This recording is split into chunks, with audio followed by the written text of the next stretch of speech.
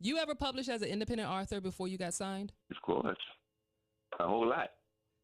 I mean, from 16 to 21, I was publishing independent. I was publishing collections of poetry independently, and back then we had to pay all the money up front to have books printed, and that's not the case anymore. And now you can go through Lulu and Blurb and Amazon. You can create your own publishing companies, iTunes, iBooks. I mean, there's so many different ways you can do it now where you don't have to put any upfront money. And I think this is a good time to be an independent artist. A good time. Publicists, PR people, managers. What is a successful team for an author, independent or published with a publishing house? What does that look like?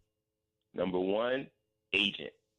Number one, your greatest asset is going to be your agent, because your agent, and this is on the major side, on the publishing side, on the corporate publishing side, your agent is basically your goon, right? That's your henchman. That person is going to go to bat for you and do all the dirty work to make sure that you don't get taken, right?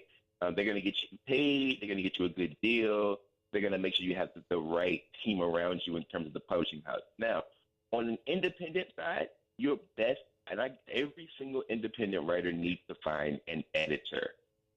There are independent editors, people you can pay, however much money an hour to look over your work. I don't care how good of a writer you are, how talented you are, you have to get fresh eyes on your work so that they can trim the fat. You're too close to it to see some of those mistakes, and I think editors are gold. They're gold on the indie side and they're gold on the corporate side. All my books and all these awards are only as good as my editor. I'm only as good as my editor, period.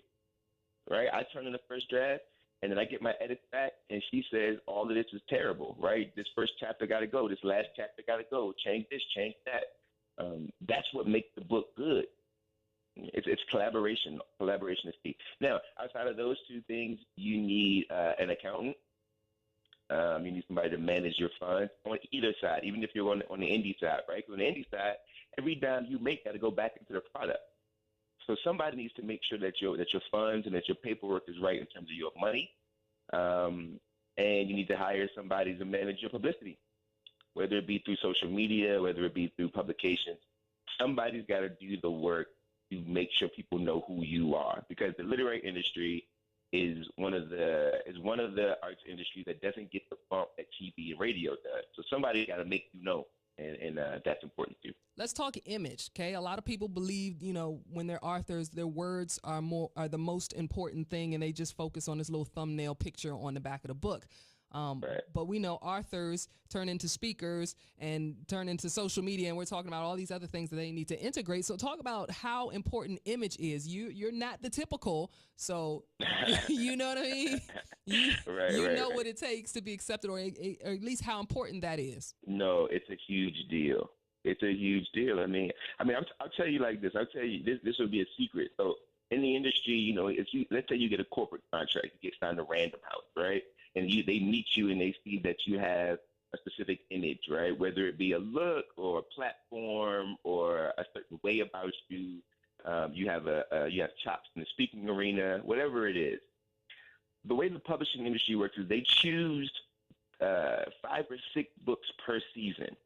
And those are going to be the high-profile books, which means those are the books that they're going to put money behind. They choose the successful books. That's how this works.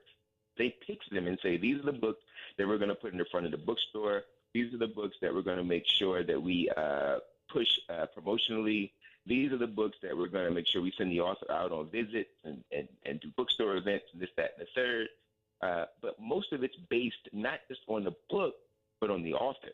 Because if they can say, hey, we're going to send this guy out because this guy's going to drive sales simply based on the fact that people like him. Or we're going to send this woman out because she's got a way about her. She knows how to make people laugh, and she can speak, and she looks this kind of way, and she dresses well, and everybody wants to be her. She's popular. We're going to send her out, and we're going to put money behind her book. And that's how, even in the awards world, right? Let's say that you're up for a National Book Award or one of these major awards. They want to make sure that if they give you this award, when you come to give your speech, you can give it, that you can represent the foundation in which that award has been given to you. All matters. It all plays into to your career and how it works. One of the biggest questions I get from speakers is about how to get gigs. How do they get and stay booked? Man, that's a tough one. That's a tough one. I mean, look, at the end of the day, I think it depends upon what demographic you're trying to serve. I mean, you have, let's say you wanted to speak at colleges. There are all the college conferences, right? NACA, APCA, all those things that happen twice a year, where you go and you basically pitch your speech, and colleges will book you on the spot for the whole year. You get booked up, right? So there's that way if that's the demographic you want to go. There are speakers bureaus where you just have to basically pitch, same thing. You pitch, and they serve as agent to you, and they book you based on, the appeal of what you're doing and the necessity and the want for that topic, right? So that's an option for you as well. But the most important thing you can do as a speaker that I think we don't do enough of is let people know you're available. If you do a talk and it's a public event where there are several people from several different venues there, make it clear that you are down to do this. And 9 times out of 10, people there will book you. That's how, when I was doing my spoken word, when I was in spoken word heavy, that's what was happening, right? It was like, look, I do a gig. There's 3 people there who were like, yo, come to my school, come to my church, come to my event. Cool. And from that, I got, 5 other people are there, 6, and it just grows that way. And I think people don't take advantage of networking enough, and not just social media networking, but human to human networking. We tend to forget about it. But all you got to do is put a feeler out there, let people know that you're available, and you'd be surprised on how your network spread much, much easier than you think.